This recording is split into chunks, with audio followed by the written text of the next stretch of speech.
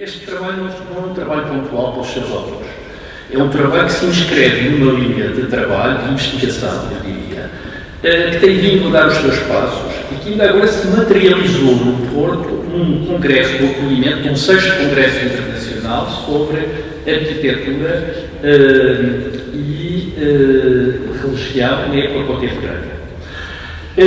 Foi um congresso que teve gente de vários pontos do país, é um congresso que percorre vários países e que este ano coube-lhes a eles, em nome de 2 unidades de investigação, o Centro de História e Administração e também o Centro de Estudos de Arquitetura e Urbanismo da Universidade do Porto, acolherem Portugal.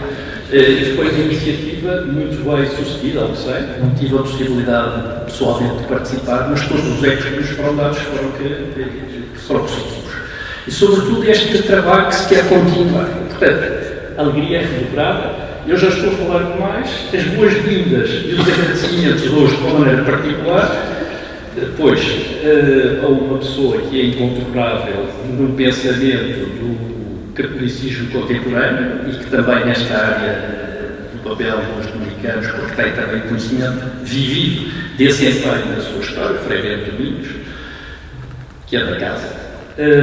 Obrigado por nos acolher e, ao mesmo tempo, uma palavra extensiva, não um dominicano, mas um jesuíta, que é professor da Universidade Católica, na Faculdade de Teologia, professor João Norte, que se juntou hoje a nós e que integra, digamos assim, este grupo informal de pessoas que estão a procurar levar mediante esta reflexão sobre a relação entre a arquitetura, a arte, a religião, a nossa modernidade, digamos assim.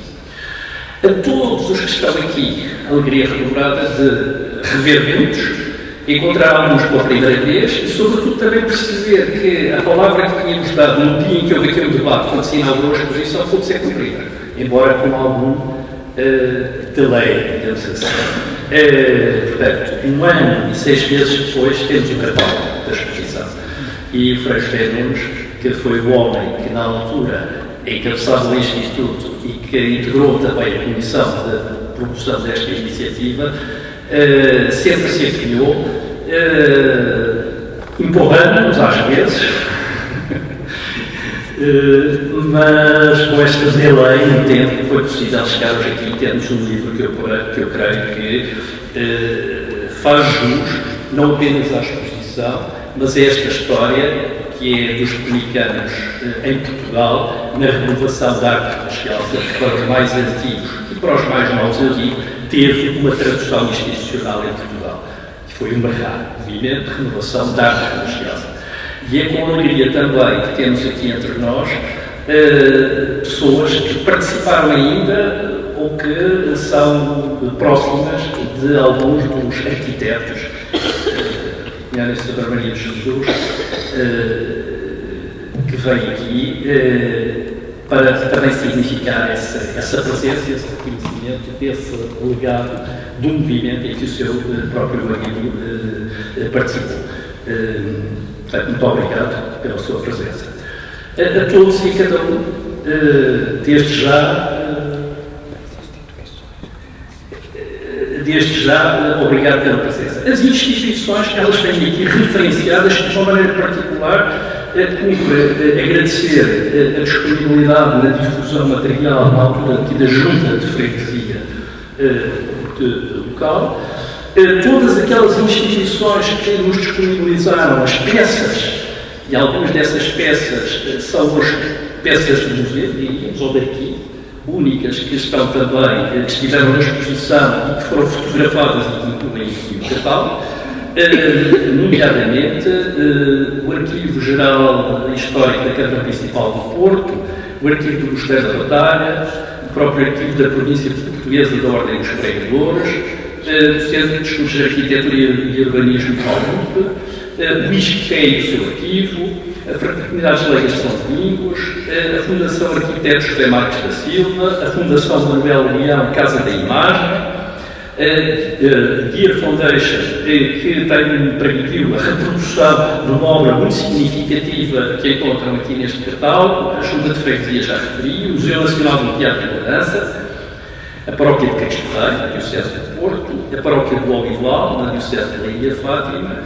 e por último, permitam-me que refira o apoio da Fundação Carlos Gulbenkian, que nos deu um contributo para que a exposição tivesse, a dado momento, podido ir adiante. E a Câmara Municipal de Lisboa, que foi o apoio mais significativo e que integrou esta exposição, digamos, também no seu roteiro cultural durante os meses que aqui esteve presente. Portanto, não queríamos deixar de, para além do reconhecimento que aqui está exarado na publicação, que o referir, Frei Sérgio Belo nos trouxer aqui sem que eu tivesse nomeado essas entidades. Creio que está o licenciado dito. Agora a palavra é aos comentadores do livro e aos autores, se assim o entenderem, e depois alargaremos ainda a todos nós, com o compromisso que daqui a uma hora nós somos convidados, depois ainda podemos tomar uma bebida aqui pela comunidade, que é aperitivo. Portanto, a palavra agora à mesa. Obrigado a todos. Muito boa tarde a todos. Só uma palavra muito breve. Aqui o Frei Bento estava-me aqui a lembrar, e muito bem.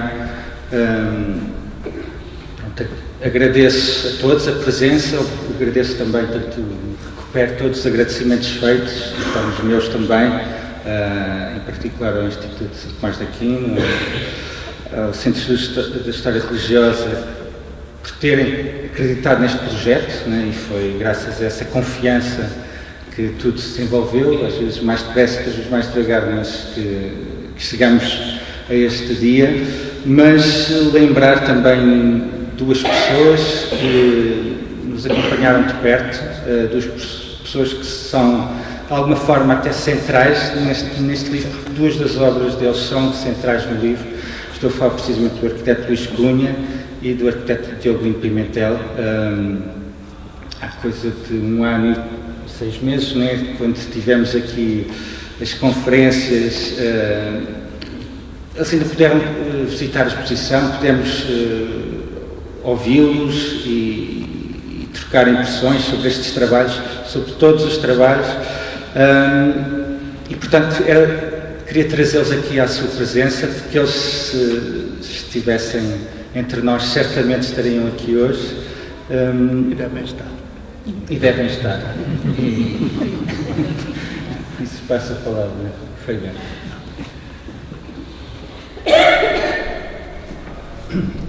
Eu vou fazer uma coisa que é um bocado como aluna externa, quer dizer, que é o seguinte. Tenho aqui, à minha frente, uma capa que foi desenhada creio eu que foi desenhada, menos está aqui, em 59, a capa de uma revista dos estudantes dominicanos, foi o Luís Cunha que a desenhou. E queria lembrar também uma outra coisa, que também ainda era estudante, o Frei Mateus, e num Natal, quando ele veio cá para o convento, o Escada mandou-lhe um cartão de Natal com esta maravilha. Isto é uma fotocópia.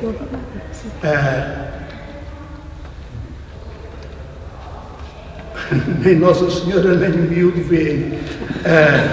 Agora, eu queria falar de uma coisa. Eu amanhã tenho de ir à Leiria, à livraria lá, chamam-lhe uma livraria arquivo de Leiria. Já lá fui umas 2 vezes e vou lá voltar, mas com um tema que é o poder da arte. Poder da arte. Não vou aqui, portanto, fazer isso que foi reservado para lá, mas eu queria lembrar aqui algo. Quer dizer, primeiro, esta capa foi oferecida pelo Luís Cunha ao Frei Rogério Martins, ao Frei Rogério Amorim, que já morreu, que era de Porto,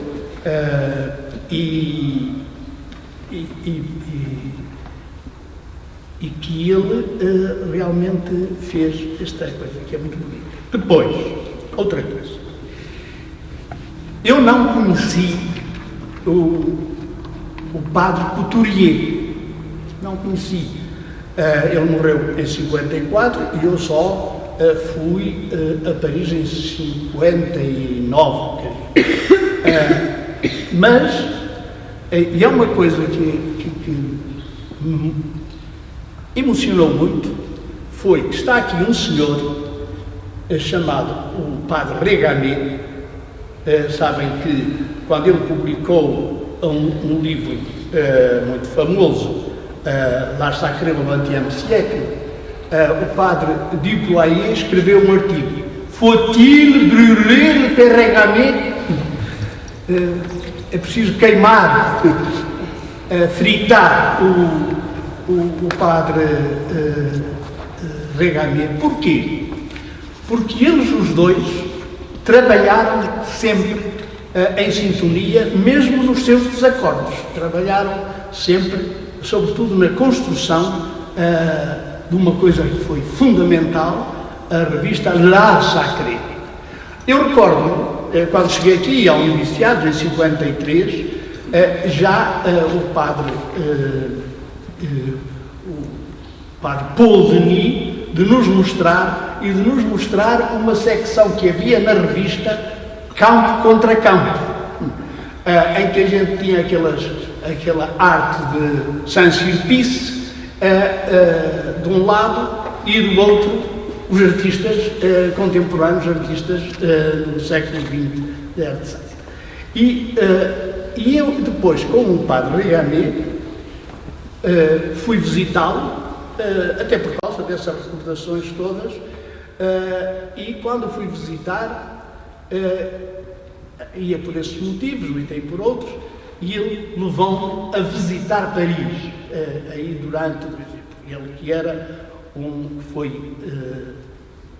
foi também conservador do Louvre, mas o que eu queria destacar era o seguinte: tu já fizeste essa história, portanto não vou recalcar, tenho aqui o teu livro, mas que é o seguinte: este foi o atrevimento dos maiores atrevimentos, porque o atrevimento que havia no campo teológico, feito nos anos 30 e condenado nos anos 40, do padre Chelu,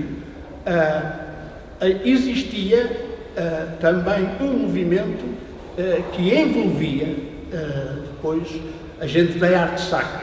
E eu não sei se é um problema dos padres operários e tudo isso, qual foi a revolução maior que houve, mas sob o ponto de vista cultural, reparem que na altura os dominicanos em França tinham uma revista que depois foi condenada, a revista La Vie Intellectuelle, que era também algo que apoiava e que desencadeou este poder.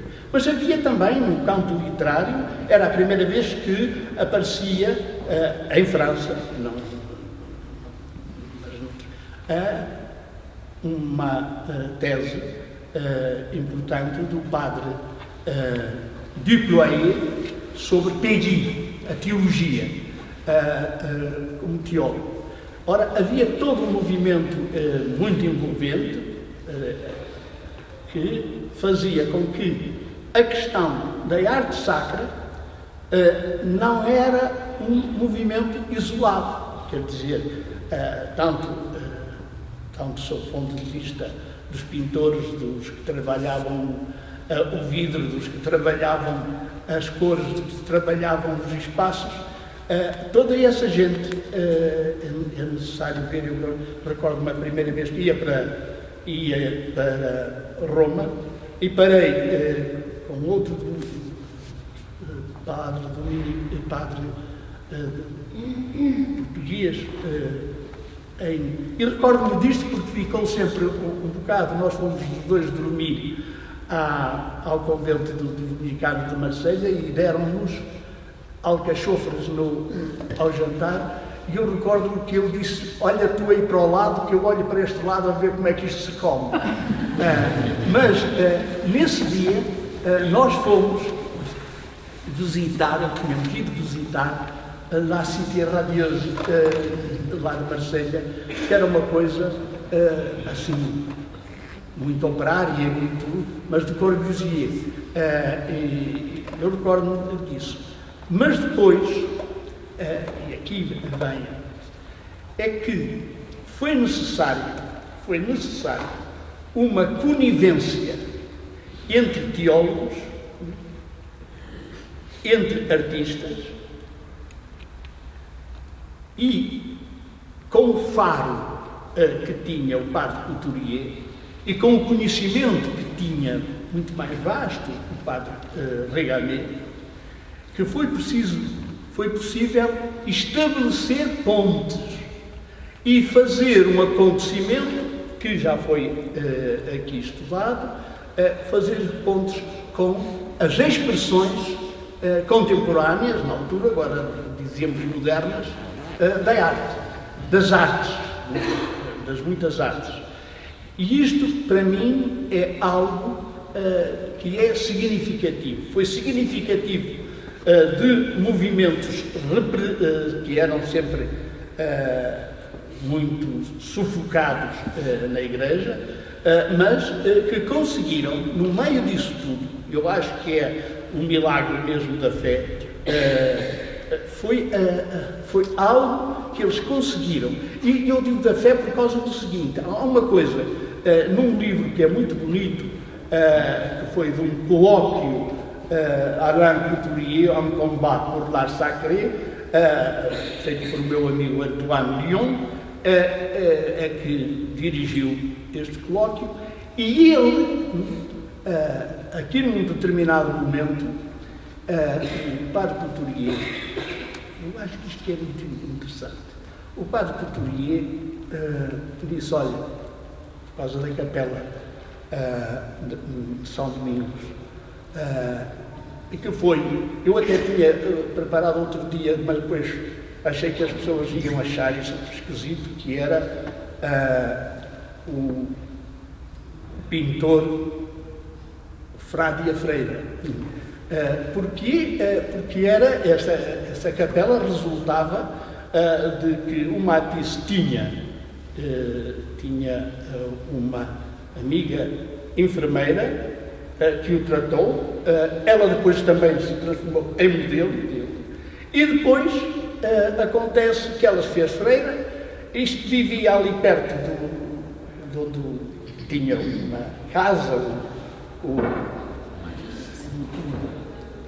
pintor, e combinaram imediatamente, porque ela disse: nós precisamos aqui de uma capela, estás sempre a falar que vais dar um prémio, então dá um prémio, pinta a nossa capela. E ele pintou tudo, durante 4 anos, tudo, os espaços todos, as casulas, tudo, pintou tudo.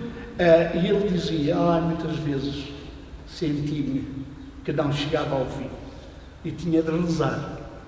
E eu rezei muitas vezes. Ele depois encontrei-me, diz ele, confessa, são textos aqui de confissão dele, encontrei-me com o Picasso. E disse: está bem, tu és comunista, mas não traz nada, mas tu também rezas. E ele disse: está. Eu assim aos ombros, claro. Porquê? Porque a capacidade que tinham como pintor, que ele tinha como pintor, chegava um momento em que dizia: não vou conseguir. E rezava. Ora, não foi a reza que fez a pintura, espero eu, senão eu usava também, usava de pintor. Não foi, mas foi este facto de que na arte que o Edvard há uma transcendência inscrita na própria, na própria pintura, ou escultura, ou arquitetura, em todas as formas de arte está inscrita uma transcendência. Pois as interpretações dessa transcendência são várias, mas algo que é... E por isso também, queria sublinhar isto, por isso uma obra de arte, ao mesmo tempo, confessa o seu defeito, porque ela nunca é adequada àquilo de que trata. Quer dizer, há uma inadequação intrínseca a uma obra de arte e a plenitude a que aspira. Aspiram à plenitude que nunca conseguem. Eu recordo-me do músico dizer que gostava muito, ele até fez, realmente até poetizou a sua lógica, digo eu, fez dela músicas, e dizia, aquilo que eu gosto mais na definição de São Tomás é que a arte confessa a sua impotência. Quer dizer, e é isto que me parece que foi percebido pelo padre Couturier e pelo padre Regamier, foi percebido que a arte abstrata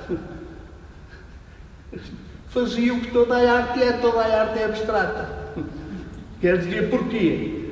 Porque aquilo é um bocado, eu acabo já, eu queria antecipar da conversa que vou ter amanhã, mas é o seguinte, creio eu, quer dizer, que quando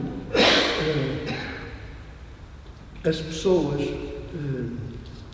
por exemplo, falar das maçãs de Cézanne, eu creio que ninguém come à sobremesa maçãs de Cézanne.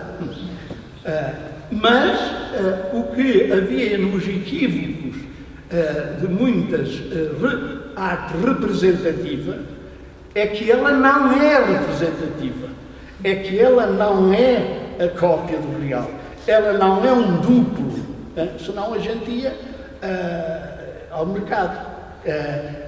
Elas é para dizer o diferente, para dizer o inédito, para dizer o que está para acontecer. Ora, é isto que eu queria só sublinhar, porque isto foi um trabalho que eu me recordo de o Frei Vicente, que esteve aqui neste convento conosco, mas que estava a estudar em França, e ele uma vez chegou-nos ali, Fátima, éramos estudantes, e ele levou lá umas peças de arte sacra que trouxe, que depois a gente de reprodução, e nós dissemos, ai que horror, que eram os crucifixos, eram todos contorcidos, umas coisas, e ele deu-nos logo uma lição de que, como era... É que eu recordo-me disso por causa do seguinte, a gente andava, nessa altura, com aquela mania, l'intuition de l'être, a intuição do ser, e quem não tinha a intuição do ser não entrava no mundo metafísico e podia andar à roda e todas as explicações, se não tivesse a intuição. E eu tive, nesse momento, o sentido que também, se não se tem a intuição do que é realmente o específico da arte, podem dar todas as explicações, podem fazer toda a história da arte, não dá nada. Isto é um problema também de intuição. É um conhecimento intuitivo, participativo. Pronto, mas eu já falei demais, desculpa. Tá?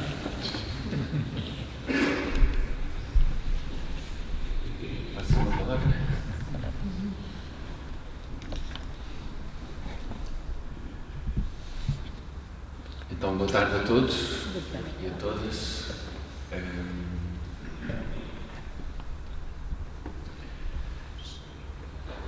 Assim, uma primeira palavra: é um gosto estar aqui, é um gosto tratarmos destes assuntos, é um gosto ser recebido no convento dos dominicanos, estar ao lado de Frei Bento Domingos, que desde a minha filosofia ia lendo domingo a domingo os seus textos e muito inspirado.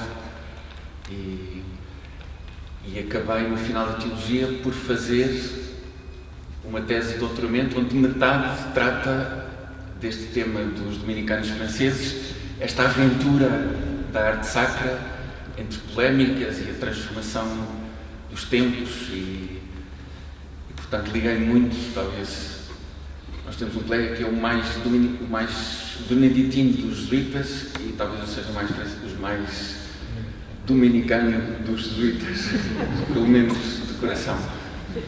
Às vezes acho que nós jesuítas somos muito agitados e digo, se eu estivesse no convento de São Domingos tinha tempo de estar na biblioteca. Portanto, agradeço o convite. Vou tratar diretamente do livro, mas queria fazer outro preâmbulo, porque o primeiro impacto que senti ao estar aqui é aquilo de que estamos a tratar, são as qualidades da arquitetura e da arte.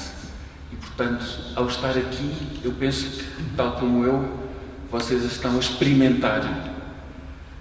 E são coisas relativamente indizíveis. Como é que passamos a palavras uma experiência muito diversificada deste espaço, desta igreja, deste espaço sagrado, deste lugar de celebração, para não tocar em todos os aspectos qualitativos da proporção, da forma. O arte moderno não vai tanto pela decoração, mas por outro tipo de qualidades mais essenciais. Só para tomar um dos aspectos, pego no pensamento do padre Couturier, de quem temos estado a falar, que dizia que as nossas cidades precisam de oásis de silêncio. E estamos aqui num oásis de silêncio, que é um silêncio acústico, um bocado contrário à igreja onde neste momento sou pardo, que é a Igreja da Encarnação, no centro do Chiado, que tem uma festa permanente lá fora, com concertos a toda a hora no Largo do Chiado. Portanto, aquilo realmente não é bem um oásis de silêncio. Mas aqui neste espaço há outra coisa, que é um silêncio visual também. E isto foi lentamente sendo trabalhado por arquitetos e artistas modernos, e se calhar nem todos a pensar ou olhar o silêncio do mesmo modo como nós o olhamos, mas se calhar lá no fundo há vasos comunicantes. E aqui há um silêncio bonito que inicia uma comunhão depois do que a palavra que se celebra nos traz. E portanto, sim, tudo isto que está a acontecer, tudo isto que aconteceu nas transformações da arte na igreja e na arquitetura religiosa ao longo do século XX, com pioneiros e com resistências, trata-se destas qualidades que são conseguidas e adequadas ao nosso tempo. Assim, nesta linha, uma reflexão que gosto de fazer, que as pessoas às vezes sentem a necessidade de imagens. O Frei Bento Domingos estava a dizer que a dimensão propriamente artística da arte, portanto, a linguagem pictórica, a linguagem espacial da arquitetura, a linguagem escultórica, ela própria nos abre uma dimensão de transcendência. Mas é uma transcendência difusa. E o que acontece na arte cristã é que esta dimensão propriamente religiosa se cruza com símbolos cristãos que, digamos, que os crentes também têm direito a ter, porque são sinais que nos unem na nossa fé e que nos ajudam a celebrar. E, portanto, uma arte cristã tem que ser primeiro arte que há entre a arte cristã, a arte religiosa, a arte litúrgica, a arte sacra, há um denominador comum que é o ser arte. Portanto, se não há arte, não há arte cristã, arte religiosa ou arte sacra, ou arte litúrgica. Portanto, primeiro temos que ter arte, e é uma intuição também que o padre Couturier trabalhou muito. O que acontece nos nossos tempos, neste cruzamento propriamente aquilo que nos inspira na arte, o sentido da harmonia, de uma certa beleza que nos unifica, que não sabemos explicar, e a dimensão figurativa, digamos, é que hoje parece-me vivemos bombardeados de imagens nas ruas e nos supermercados, e há ecrãs públicos, nas praças públicas, e há música, e nós vivemos um bocado intoxicados.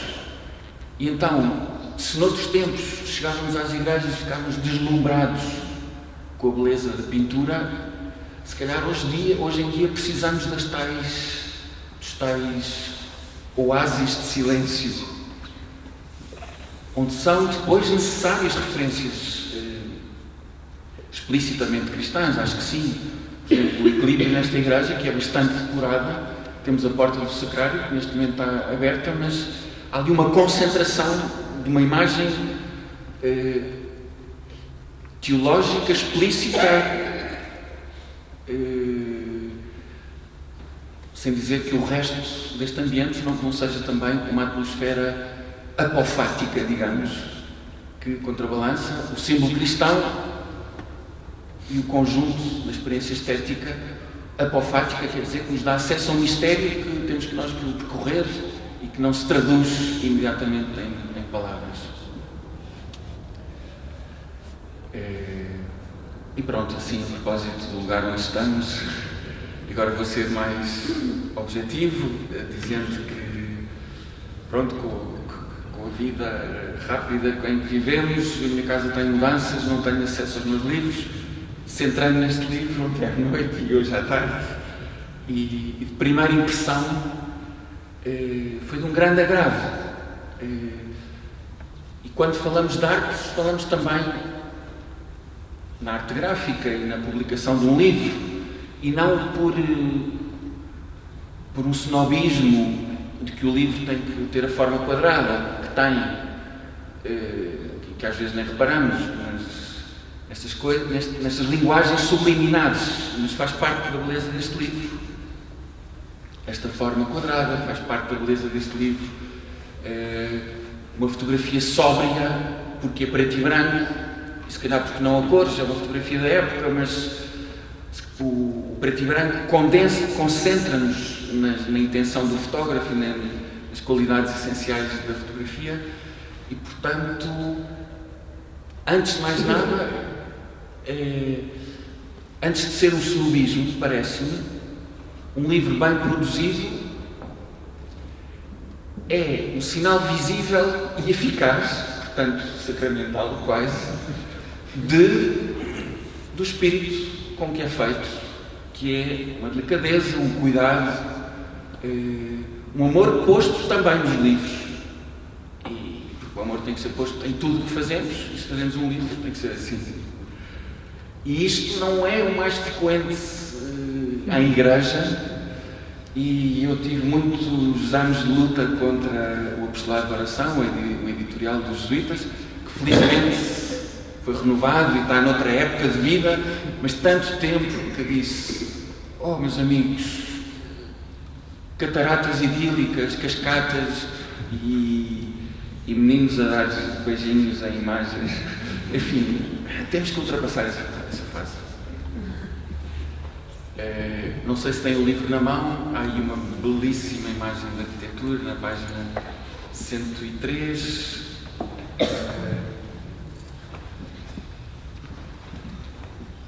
Uma fotografia quadrada com São Tomás de Aquino, uma imagem do século XVIII. Por detrás, uma parede em betão. E há pessoas que dizem: bom, o betão é triste, então então estamos aqui numa igreja triste, não.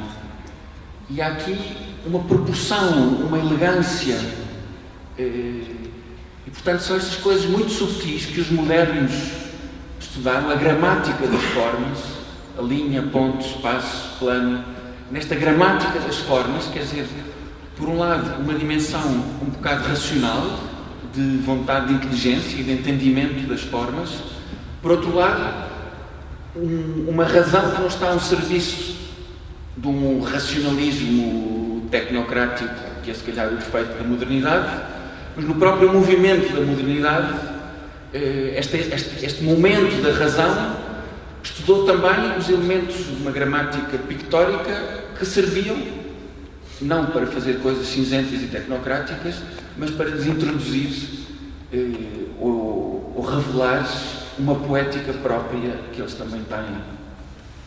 Portanto, nós, os arquitetos, quando em geral querem fazer uma igreja em betão, a paróquia fica com os cabelos em pé e diz betão. Esta polémica aconteceu, por exemplo, na igreja do Chile, com que é o arquiteto da igreja a moderna. Houve uma polémica entre o Paulinho e o Corsépios é essa igreja. Arroios, na Praça Peixoto.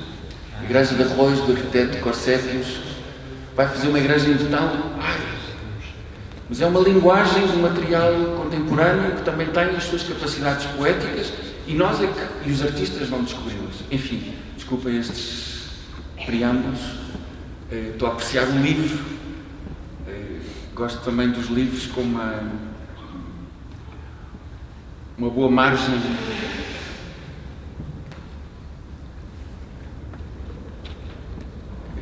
uma boa mancha e uma boa margem à margem do texto. É o vazio, é o silêncio que complementa a palavra, é quando a pessoa está a estudar um livro poder acrescentar uma nota. Portanto, para terminar, parabéns aos editores, foi um trabalho cuidado e isso é muito importante. Outro aspecto é, abrindo o índice, vendo os artigos e os autores, tenho o gosto de ser amigo há muito tempo de todos os autores e perceber que houve aqui uma coisa bem pensada, quer dizer, estes autores escreveram sobre temas que os vejo acompanharem há muito tempo, não só temas de tese.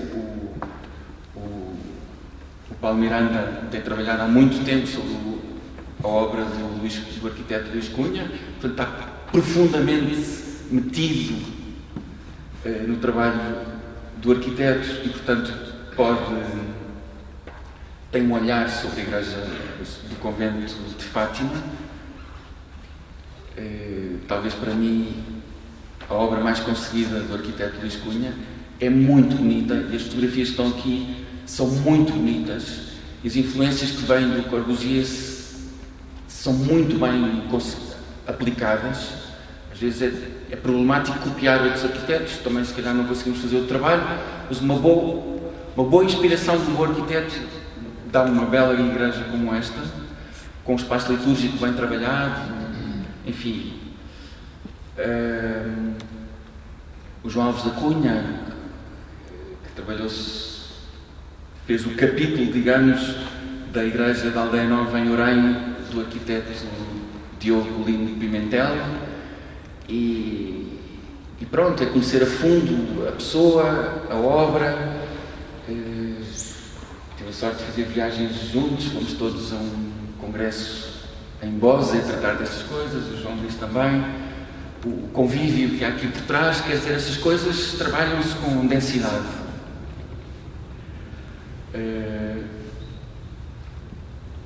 O Pedro Castro comenta este próprio edifício, mas que trabalhou com um dos arquitetos que o fez, o arquiteto José Fernando Gonçalves, alguém que trabalhou com o arquiteto e que escreve sobre ele, sobre o edifício. pronto, também associo o João Luís não só ao Porto e este convento de Cristo Rei no Porto, mas também o tipo de abordagem, que é mais uma abordagem do programa interno e do programa urbano e estas questões. Portanto, li o livro ontem à noite e hoje à tarde, de fio a pavio, com muito gosto. E pronto, aconselho e agradeço a qualidade da leitura.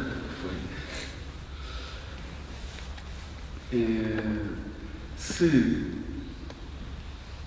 podia tocar num outro tema, bom, o primeiro é transversal a estes textos, começa com a panorâmica que o João Alves da Cunha faz sobre a renovação da arte e da arquitetura religiosa, onde os dominicanos têm um grande papel, e era sublinhar, de facto, este papel dos dominicanos.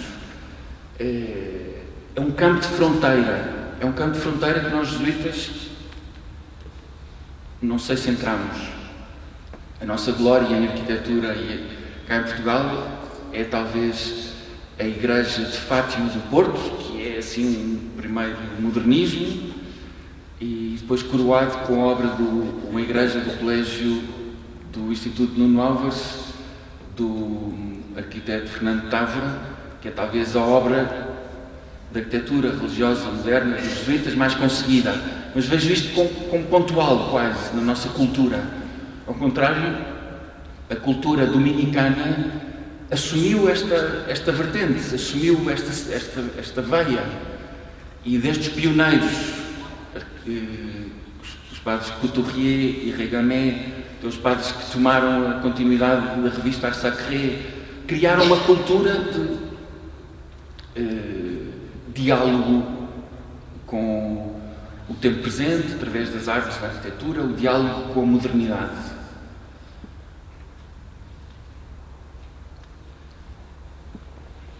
Tenho um bocadinho de tempo?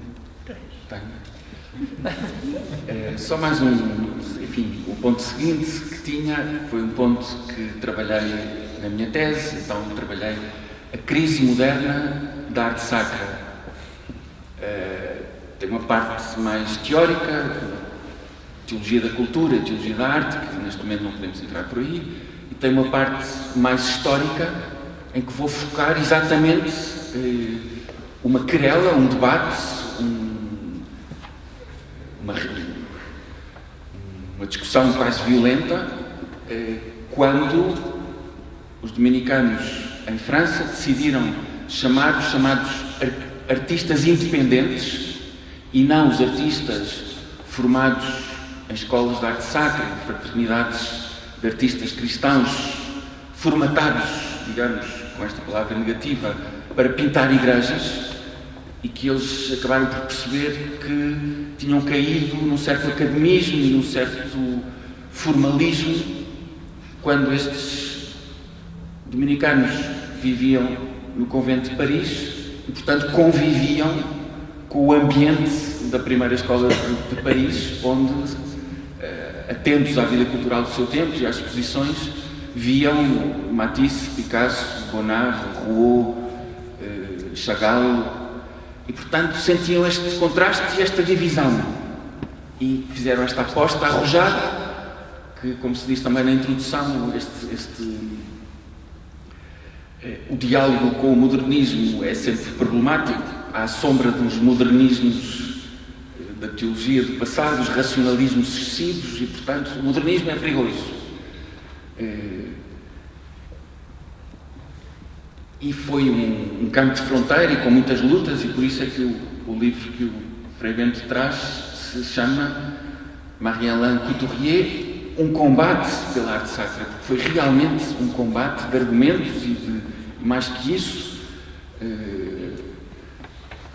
toda a polémica em torno que o Frei Bento explicou, aqueles anos difíceis em que a arte sacra, a revista, teve em risco de ser fechada. Os padres operários foram censurados, penso que o provincial dos dominicanos foi substituído. Houve ali um momento muito, muito crítico. Mas isto não se faz de repente. O que é que aconteceu? O dominicano Frei Marie-Alain Couturier era artista, era pintor, foi para Paris estudar artes e entrou nos dominicanos e, portanto, o sonho dele era um renascimento da arte cristã. Por isso juntou-se aos ateliês de Art Sacré, que formavam artistas cristãos e eram a vanguarda da arte de igreja, que era um grupo bastante aberto. Os mentores desses ateliês, Maurice Denis, Georges Devalier, eram abertos à linguagem moderna da pintura. Mas esta ideia de uma restauração da arte cristã não conseguia todas as suas possibilidades, ou por outra, mostrava que não era suficientemente fecunda. Talvez já não estivéssemos numa sociedade unificada pelos valores religiosos para que a arte cristã fosse o motor da inspiração artística.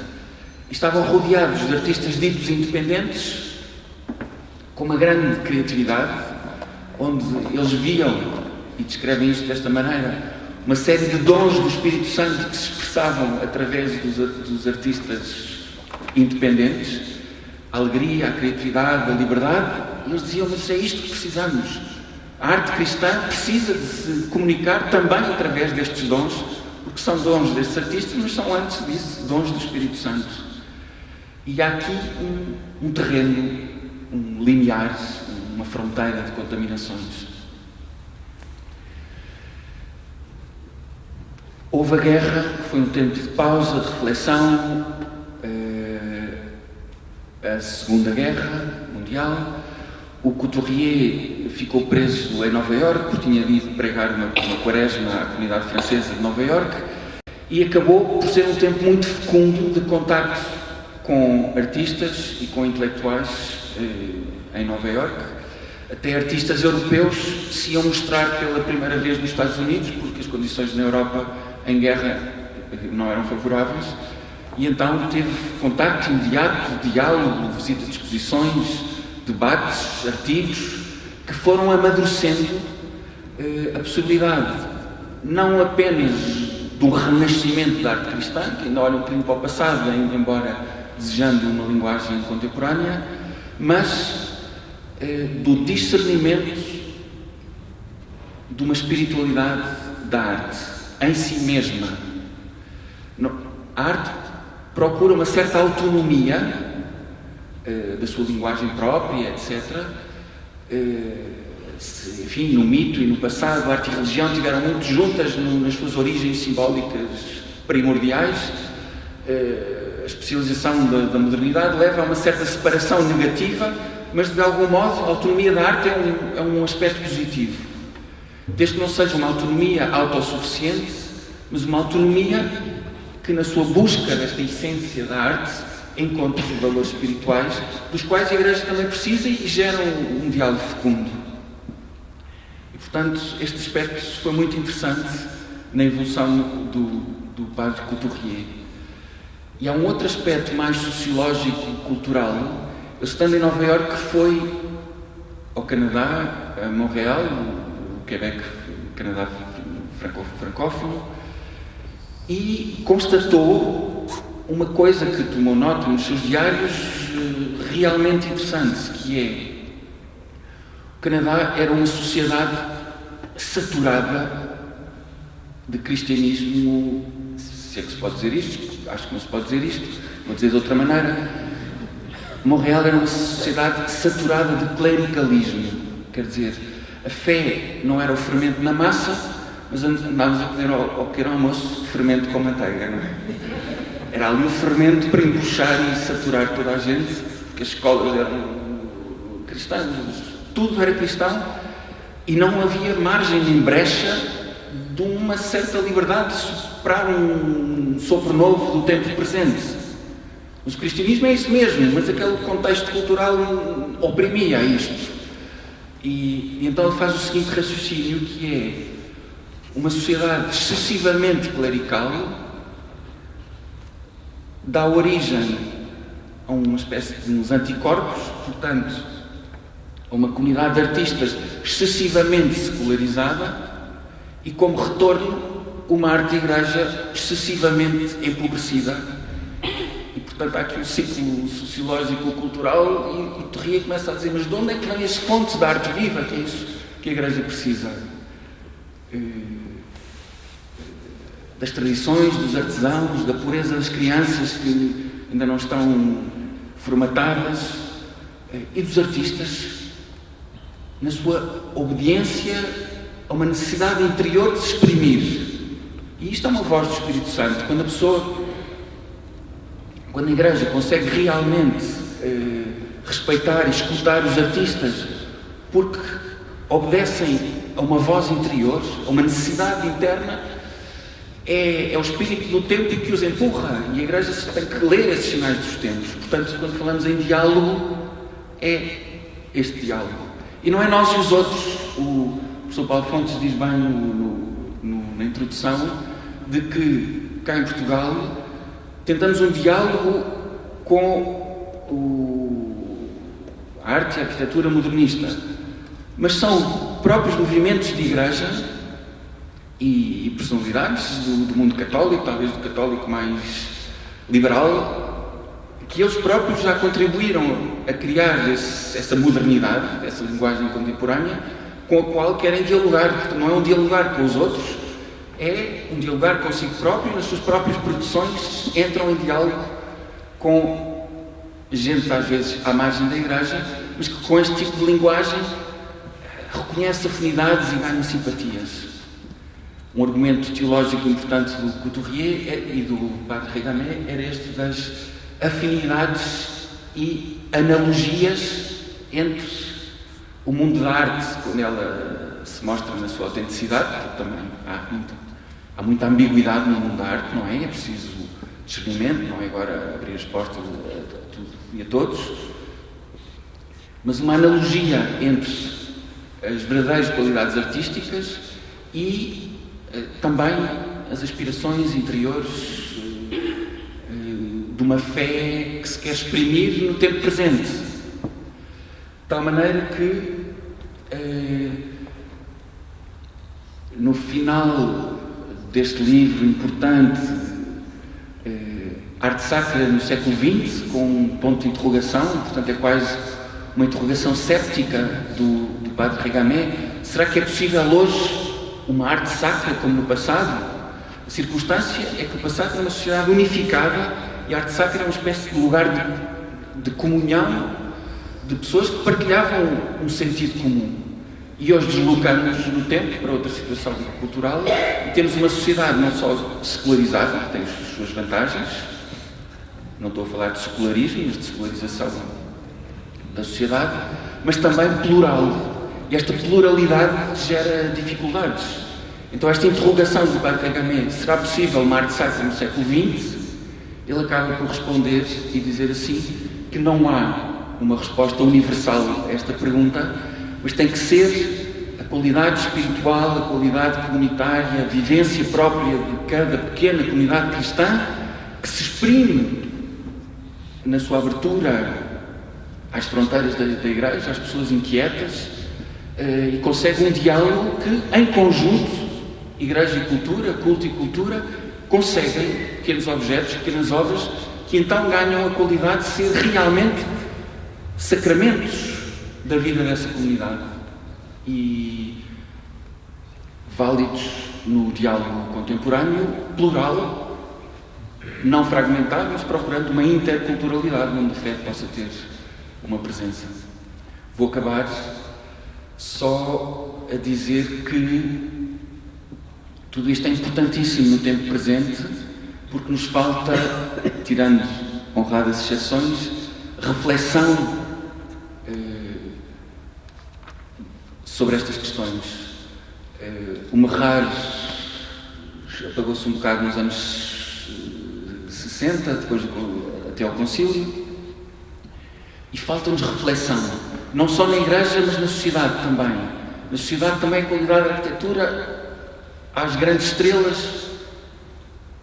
As nossas igrejas, hoje em dia, o moderno, isto que estamos aqui a falar, é a moeda corrente de qualquer construtor, de qualquer pessoa. Mas uma igreja caixa de sapatos, portanto, respondendo ao programa moderno nas suas formas, cai também num formalismo, e esta igreja não é uma caixa de sapatos. Tem uma forma prismática pura, como uma caixa de sapatos, eventualmente, se queremos, enfim, brincar um bocadinho, mas é todo um conjunto de qualidades sensíveis, anexas à liturgia e às artes e à arquitetura de que estamos a tratar. E isso é preciso, porque a tendência hoje é voltar aos passadismos. O tempo presente é um tempo de inquietação e nós inquietamos e tentamos encontrar âncoras no passado onde pensamos que nos sentíamos mais seguros, ou fazer caminhos de diálogo. E, portanto, saúdo mais uma vez toda a equipa aqui presente e que chegaram a este livro, que coroa esta iniciativa do Instituto de São Tomás de uma exposição, tratar a arte sacra em diálogo com a modernidade, todo um trabalho que tem sido desenvolvido e que tem que ser apoiado porque é realmente meritório. Trata-se do rosto da Igreja presente no contexto da sociedade atual. O nosso rosto de Igreja num palco plural. Obrigado. Eu queria dizer uma coisa muito breve na linha do que aqui foi dito.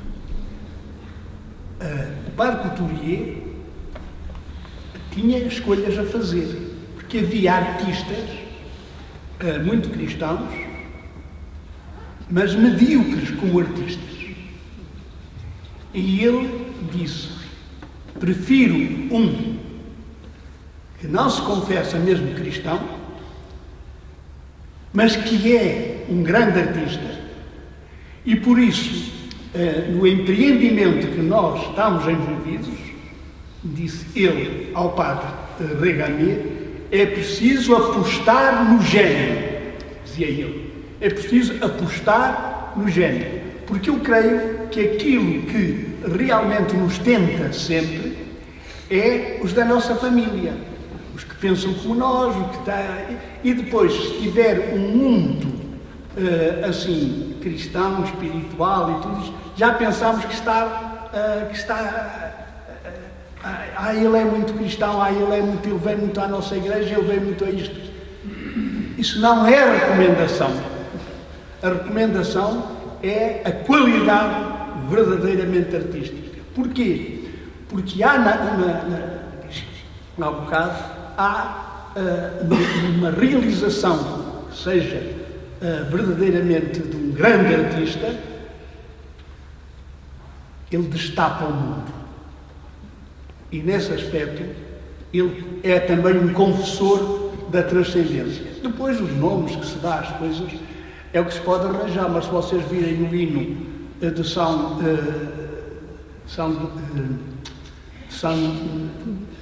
Nazianzo, ele dizia: é inominável, é irrepresentável. E nós andamos sempre a puxar pelas calças a Deus, a ver se ele aparece, se ele se mostra, se ele não dá. Portanto, eu creio que foi uma aposta, e eu acho que fizeste muitíssimo bem trabalhar este livro. Porquê? Porque a exposição já foi. E o que fica é realmente este livro. E eu devo dizer que estava com muito receio quando era na exposição, e depois regressámos a zero. Quer dizer, ao ponto de partida. Não, este livro, e tu fizeste muito bem, e sublinhaste muitíssimo bem, este livro é uma continuidade de um sopro que houve eu diria, de atrevimento, né? E tem voz neste livro. Isso é realmente, tu fizeste isso espantosamente bem, mas eu tenho aqui um problema comigo, que é o seguinte, é que, por exemplo, falaste bem disso, um livro, uma revista, que seja assim um bocado das zonas da igreja. É muito raro, em alguns casos admiráveis, mas é muito raro porque Fátima é uma intoxicação, quer dizer, e as imagens todas de Fátima e do que por ali anda, intoxicaram de tal maneira ao gosto que neste livro está aqui uma imagem que nós temos agora aqui, porque na igreja do Diogo Pimentel houve alguém que disse: esta Nossa Senhora não me leva uma Ave Maria. Esta imagem. Ora, claro, a imagem de Nossa Senhora é a Nossa Senhora de Fátima, eclipsou todas as outras imagens. E eu digo, isso há uma intoxicação do gosto. Graças a Deus que já houve. Eu uma vez fiz uma conferência em Fátima e queriam-me crucificar, eu disse, isto só um bulldozer é que resolve. Mas graças a Deus que já há realizações muitíssimo ótimas mesmo, algumas delas em Fátima, não só da Igreja dos Dominicanos, mas outras. Portanto, eu digo assim, aqui não é um livro para arrumar, é um livro para inspirar. Pronto, acabei.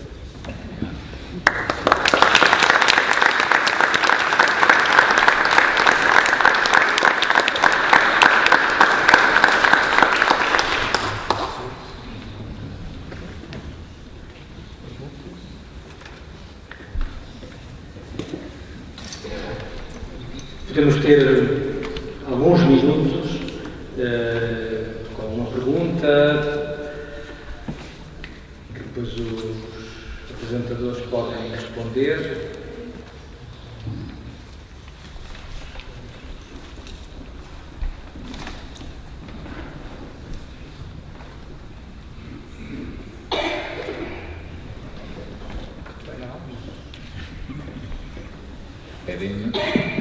Pedem-me para dizer alguma coisa. Boa tarde a todos, os novos votos e os agradecimentos. E o que me vai na alma é um sentimento que trago de quem vem do Porto e diz que também queremos lá o livro. Isto porque estes movimentos de renovação se fazem também geograficamente a várias velocidades e em vários contextos. Há pouco o Paulo Fontes falava da importância do último congresso que celebrámos há uns dias atrás no Porto.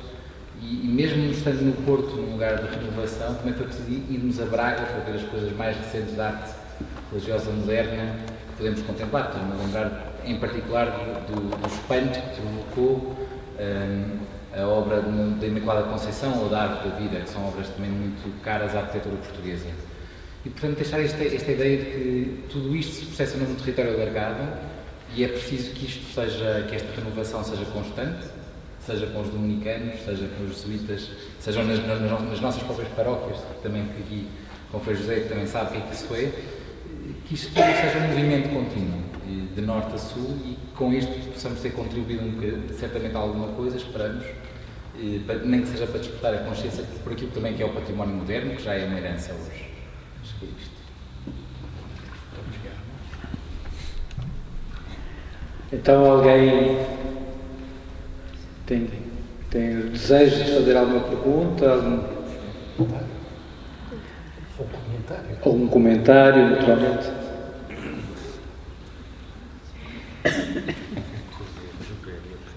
Queres dizer alguma coisa?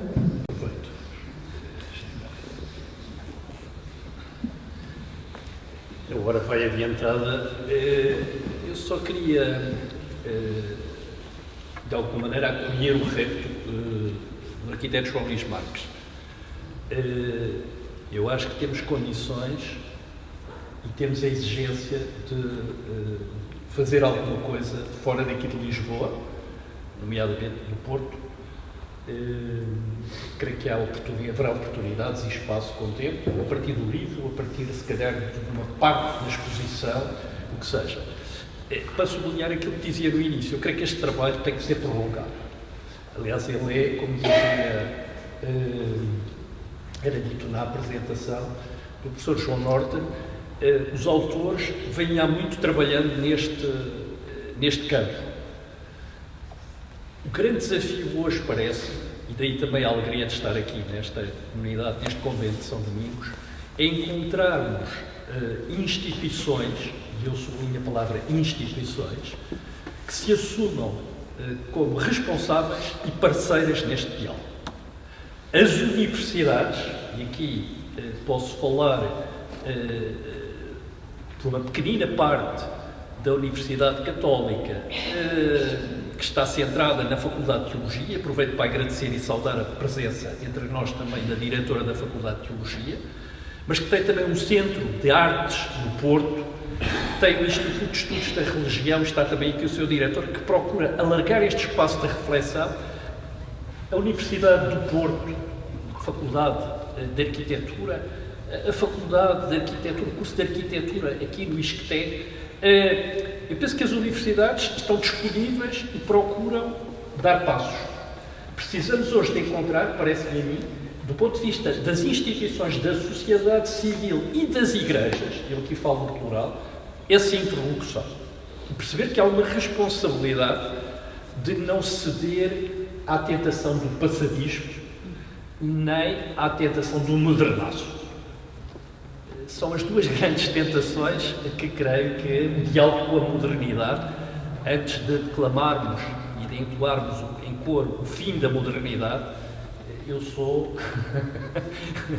um convicto adepto de que temos que aprofundar estes diálogos com as dinâmicas da modernidade. Porque esta, e ainda há pouco esteve na Universidade Católica alguém que, sendo ateu, o lembrava, professora francesa Júlia Kristeva, que a Europa é fruto de múltiplas tradições e que há que reencontrar esse diálogo fundo que vai não só aos gregos, à cultura clássica, que vai também ao cristianismo, não só na sua gênese, que dialoga com as luzes, dialoga com o motor na sua pluralidade. E a secularização é uma oportunidade que é dada a todos os cidadãos, inclusive os crentes, que não deixam de ser cidadãos por ser crentes. Eu creio que as universidades estão disponíveis para isso, assim as instituições que também queiram ser parceiros neste diálogo. E por isso os parabéns também à Ordem dos Pregadores, que é o Convento de São Domingos.